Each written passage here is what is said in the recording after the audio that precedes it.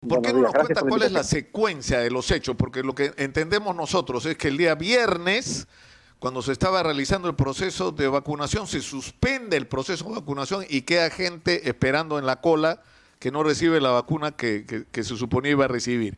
Y el día 20 es que se vacunan funcionarios y personas que no tenían por qué ser vacunadas, la mayor parte de ellos en las oficinas de la Dirección Regional de Salud. ¿Cómo les llega a ustedes la información? Bueno, como usted bien sabe, porque usted tuvo la gentileza también de entrevistarme cuando recién inició el proceso de vacunación, nosotros hemos desplegado un proceso de control concurrente. Acompañamos todo el proceso de vacunación desde el primer lote que llegó de Sinopharm, ya en los primeros días de febrero hasta la fecha. Nosotros, en el caso concreto de Loreto, desde que llegó este lote de 5.580 vacunas, nosotros también hemos estado ahí en el aeropuerto, acompañamos a los almacenes regionales y vamos a los puntos de vacunación. En este caso, y además hacemos también nuestras técnicas de auditoría. Nosotros vemos cuántas vacunas salen de los almacenes, a dónde se dirigen, cuántas regresan, en los puntos en los que estamos aleatoriamente y selectivamente, porque entenderá que no vamos a todos, vamos un día a uno, otro día a otro, otro día a otro, tenemos más de 540 auditores a nivel nacional, estamos redoblando esfuerzos para tratar de cubrir la mayor cantidad y hacemos arqueos también. Hacemos arqueos de cuántas vacunas salieron, cuántas personas se vacunaron, cuántas regresan, etcétera. Entonces, estamos acompañando el proceso, y no solo con nuestros equipos de auditores, también nuestro gerente regional de control Loreto, por ejemplo, está en constante contacto con todas las personas que forman parte de este proceso. Y es así que él toma conocimiento que había habido un proceso de vacunación, no en ninguno de los puntos de vacunación oficialmente programados, sino en la Dirección Regional de Salud, que no estaba programada como un punto, llamémosle, oficial y público de vacunación.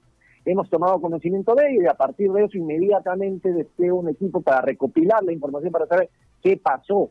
Pero qué pasó en principio documentalmente, porque acá muchas personas pueden manifestar, como usted bien entenderá, varias versiones, pero nosotros vamos a creer los medios probatorios que acrediten que lo que están diciendo es correcto, es verdad, si tiene un sustrato fáctico que lo respalde.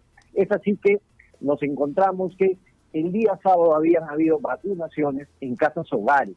Estas casas hogares donde están las personas mayores, adultos mayores reposando y son cuidados, la casa Betania, la casa Santa Rosa, pero además llamó la atención que se habían firmado guías de remisión sacando vacunas para estos casos hogares, pero también había una guía de remisión para una red Bellavista Nanay, a la cual no encontrábamos dónde habían ido a vacunar. Y es así que toman conocimiento que se habría vacunado a funcionarios públicos de manera presuntamente irregular. Y es ahí que inmediatamente comenzamos, hacemos un acta, tomamos toda la información y comenzamos a descubrir el hilo de la madeja, pues, ¿no? Y comienzan a salir todos estos hechos. Inmediatamente cuando nuestro equipo toma conocimiento, firma las actas correspondientes, recaba la información, como usted bien dice, hay que ser célere, no hay que esperar, no hay que dejarlos en un escritorio.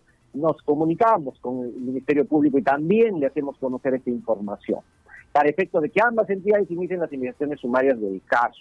Y así hemos comenzado lunes, martes. El martes hubo una intervención conjunta también entre la Contraloría, el miércoles hubo una intervención conjunta entre la Contraloría y el Ministerio Público para complementar las atribuciones que tiene tanto la Contraloría como el Ministerio Público. Usted entenderá, la Contraloría no puede, por ejemplo, levantar secretos de las telecomunicaciones, hay que ver los celulares, cuándo llamaron, fueron WhatsApp, qué día los llamaron, como usted bien dice, hay versiones que hubieran sido, esto podría haber sido programados del día anterior, con lo cual se podría desbaratar esa argumentación de que no, fueron las que me sobraron, no, oye, pero si ya el día anterior estabas llamando, esa es una versión que nosotros tenemos que corroborar en el proceso de investigación que nos encontramos, pero para eso es clave tener las comunicaciones. Esa facultad no la tiene la Contraloría. Por ley, como usted dijo, a veces hay que pensar en nueva legislación, en nuevas herramientas que nos den para hacer el control, porque estamos como usted dijo, en una situación de guerra, no solo contra la pandemia, sino contra el otro gran mal que tiene el Estado peruano, que es la corrupción.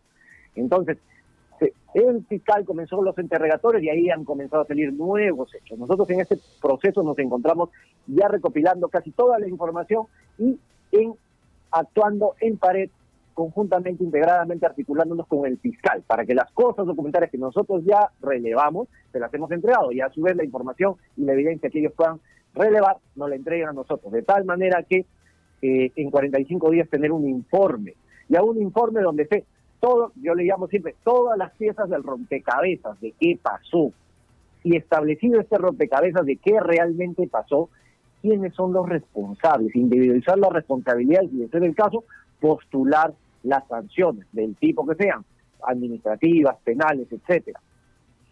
Evidentemente en este proceso hay que dar derecho a defensa, porque hay que cuidar que el proceso se tiene que hacer desde investigación nuestra, se tiene que hacer limpio, íntegro, porque si no, ya hemos tenido otros casos en los que si uno se apresura y no da ciertas garantías al administrado, esto es aprovechado por sus abogados para tratar de anular, viciar los procesos y llevarlos a foja cero. Nosotros somos sumamente cuidadosos y exhaustivos en cuidar la integridad del proceso y rápidamente, lo más rápido posible, dándoles el derecho de defensa, que de repente es la parte que más demora en nuestro proceso, porque hay que dar derecho de defensa, nos piden ampliación de plazo, etcétera, tener un informe que pueda ser colgado y que se postule en las sanciones. Recusan a las autoridades que están haciendo las investigaciones. O sea, conversaba con gente del equipo especial Lavajato, me dice que hay jueces que han sido recusados 15 veces en un mismo proceso. 15. Así es. Con lo único objetivo de postergar la investigación. Pero volvamos al tema. Es increíble lo que usted está contando. O sea, porque Clara Bustamante, en la declaración que hizo ayer a Polémica Loreto, lo que dice es que ellos esperan que termine la reunión que tenían de coordinación con ustedes, donde ustedes tenían que estar presentes como haciendo el control, y luego de que ustedes no están, hacen una reunión entre ellos para articular esto de la vacunación, a ver, porque esto ha tenido que incluir no solamente cómo nos vamos a agarrar estas vacunas, sino cómo le vamos a sacar la vuelta a la Contraloría. Y lo que hacen es inventar que estos 6 frascos conteniendo 66 dosis se han ido a Bellavista, Nanay. Uy, qué pena, no llegaron los de la Contraloría, digamos, eso iba a ser el argumento. Y justamente llama más la atención que se utilice un punto de vacunación que no ha sido aprobado, programado oficialmente, sino, entre comillas, que sea a puertas cerradas, como usted bien señala, en la oscuridad. Cuando, claro está, allí uno tiene que ser ejemplar. Allí es cuando el control concurrente que nosotros hacemos para evitar que se equivoquen, para colaborar, porque a veces, muchas veces lo que el ciudadano necesita es, usted mismo ha señalado casos, la obra no se hace, la obra está paralizada, los bienes no se compran, y nosotros decimos, correcto, más allá de la responsabilidad, lo que queremos es ayudar a que se hagan las cosas, a que la obra se construya, a que se llegue hasta el final. Pero cuando nos encontramos con situaciones aparentemente que son transgresiones evidentes, ahí no podemos seguir haciendo control concurrente, sino que tenemos que activar lo que hemos activado, que son servicios de control posterior para identificar responsabilidades y postular las acciones ejemplares. Ahora bien, también hay que ser claros, también lo que necesitamos es que la Contraloría postula sanciones, identifique y postula responsabilidades, pero la Contraloría no es quien sanciona. Entonces también necesitamos que la otra parte de la cadena de valor de la lucha contra la corrupción funcione, y funcione de manera célere para demostrarle al ciudadano que estos casos no quedan impunes, porque la sensación de impunidad es una de las cosas que corroe la lucha contra la corrupción, porque hay que ejemplarizar para que los malos servidores públicos no piensen que pueden hacer lo que quieren, y ahí es fundamental, entre otras cosas, en la parte administrativa, que se le devuelva a la Contraloría efectivamente su capacidad sancionadora, porque lamentablemente la evidencia empírica... Por supuesto, porque si la Contraloría descubre una situación como esta, inmediatamente debería estar en capacidad de tomar medidas, porque se habla mucho, por ejemplo, de la interferencia que pueden tener en el proceso los investigados. Ese es el problema que enfrentas, que si tú estás investigando a un funcionario, el funcionario sigue en el puesto donde está y no es sometido a ningún control, o sea, ahí es donde se presentan problemas y empiezan a crear dificultades para las investigaciones. Ahora, el caso de Carlos Calampa, él está diciendo, yo solo soy el director regional, pero no sé nada. Pero, es decir, ocurren en su oficina no solo las coordinaciones, sino las vacunaciones. De manera general, porque no quiero entrar al caso concreto para preservar la integridad de la investigación y de la auditoría que estamos haciendo, pero de manera general yo le puedo decir, todo funcionario, jefe de alguna oficina, tenemos un deber. Por lo menos, lo mínimo que tenemos que hacer es el deber de ser diligente en la supervisión que yo realizo. No puede pasarse un elefante rosado por delante mío y yo no darme cuenta y apelar a la ignorancia de que yo no sabía, yo no me di cuenta. Todos los funcionarios tenemos normas, tenemos funciones que están taxativamente y bien regladas. Y la ignorancia no es causal de exclusión del incumplimiento de las mismas. Todos tenemos que ser y demostrar que somos diligentes en el cumplimiento de sus funciones. A mí me llamaba mucho la atención un comunicado del gobierno regional Loreto, en este caso, que condenaba el hecho, pero llamaba a que otras entidades sean más diligentes. Pero un momentito, la Dirección Regional de Salud, ¿dentro de qué organización estructural está? Del gobierno regional. El gobierno regional tiene un deber de supervisión también. No puede ser que un funcionario público se porte bien solo porque la Fiscalía, la Contraloría, la Procuraduría están detrás de ellos, respirándoles en la nuca o diciéndoles qué hacer. No, en ninguna parte del mundo civilizado donde las cosas funcionan, esto sucede así. Cualquier servidor civil, yo soy servidor público, cualquier servidor civil tiene que hacer las cosas bien y conforme a ley por el hecho de que tiene un mandato, no porque el hecho que alguien lo está mirando o porque la prensa le va a consultar o porque la Contraloría le va a pedir información. Nosotros tenemos el deber de actuar conforme a la ley y respetando algo que es importantísimo en un proceso tan sensible como la vacunación, pensando en el bien colectivo, en el bien de la ciudadanía. En este caso, la vacunación, esto es gravísimo. ¿Por qué? Porque en esta primera fase, donde no tenemos muchas vacunas todavía, se ha priorizado a quienes, al personal de la salud que nos cuida y a nuestros adultos mayores, es decir, a quienes están más expuestos a tener nuestra enfermedad. Y nosotros no podemos ser egoístas y andar pensando en que yo me puedo aprovechar de mi cargo para hacerme vacunar a mí mismo, hacer vacunar a mis amigos, a mis familiares, etcétera. Eso es inaudito. Eso tenemos que condenarlo y tenemos como Estado todos reaccionar rápidamente para ejemplarizar y que no vuelva a suceder en ninguna otra parte del país. Porque además estamos en una fase inicial. Imaginémonos qué va a pasar cuando lleguen muchos más lotes de vacuna. La Contraloría va a estar ahí, va a redoblar. Cuando usted se esté vacunando como debería ocurrir decenas de miles de personas, ¿no? La Contraloría va a estar ahí redoblando esfuerzos, pero no solo... Exactamente, pero no solo depende de la Contraloría y la Fiscalía. Todos los servidores públicos tenemos que ser sensibles y tenemos que ser responsables de hacer bien nuestro trabajo sin necesidad de que alguien más nos los recuerde. Ahora, hay un tema con respecto a la lucha, al control concurrente que ustedes están haciendo y que tiene que ver no solo con la vacunación, sino con el manejo eficiente y transparente de los recursos para la lucha contra el coronavirus. Ha habido increíbles casos de corrupción, cosas que yo no entiendo. Por ejemplo, hay un funcionario que se llama Juan Herrera Chejo, me acuerdo, que ha estado entrando y saliendo del Ministerio de Salud, y sus entradas y salidas están directamente relacionadas con escándalos de corrupción. La adquisición de ese equipo para ATE que no servía, que estaba sobrevalorado. Entiendo luego que hay una investigación con respecto a él en relación a las benditas pruebas rápidas, ¿no? Que ahora se entiende. Pero, ¿cómo están haciendo para manejar todo esto? Porque ustedes están... ¿Qué está pasando con esos procesos? Claro que sí. Nosotros lo que hacemos es, como usted bien dice, la labor es ardua. Porque el Estado peruano, por ejemplo, el año hace más de 120.000 procesos de compra, desde los chiquitos hasta los grandes.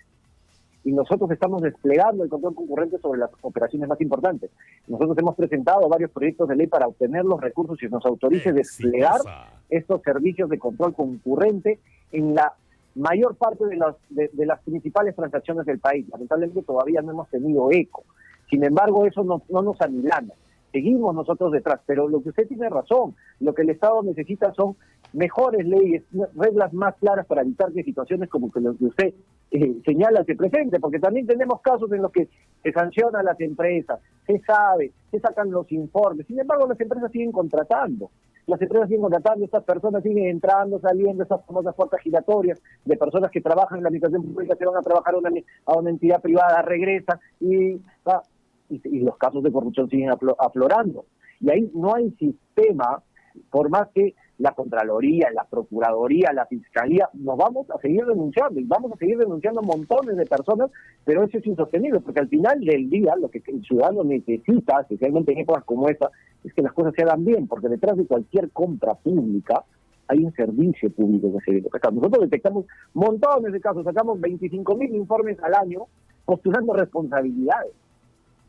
Pero mejora la salud, mejora el servicio educativo, mejora la prestación de programas sociales. Necesitamos un cambio, como usted bien lo ha señalado. Necesitamos muchas veces poner la vaga en remojo. Además, detrás de todo esto, finalmente yo he conversado esto con Nelson Schack en algún momento. Es decir, el objetivo finalmente no es solamente tener un Estado libre de corrupción, sino eficiente.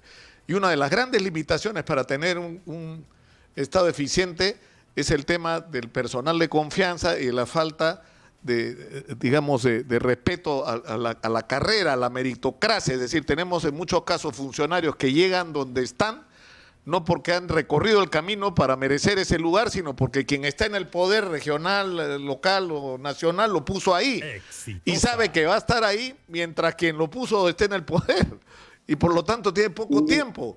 Y a partir de eso, pues, no tiene, es decir, en demasiados casos no tienes a la persona indicada, pero además, lo más probable, porque lamentablemente esa ha sido la regla, es que esté viendo cómo se gana alguito, dicho criollamente. ¿Cómo hace para terminar su paso por el Estado? ¿No? Como un cambio en sus cuentas bancarias. Y usted ha dado quizás una de las piedras angulares de cualquier reforma, que es el servicio civil. Mientras no tengamos una línea de carrera transparente, mientras sepamos que nuestro trabajo no depende de congraciarnos con nuestro jefe, de quedar bien, de hacer todo lo que nos pide, sino de cumplir con lo que debemos hacer, cumplir con las normas, creo que todavía va a faltar mucho por hacer. Que vamos a seguir redoblando los esfuerzos, la Contraloría sigue detrás, pero hay otras reformas que el Estado debe emprender a efectos de, como usted dice, revertir estructuralmente las causas que generan todos estos lamentables hechos.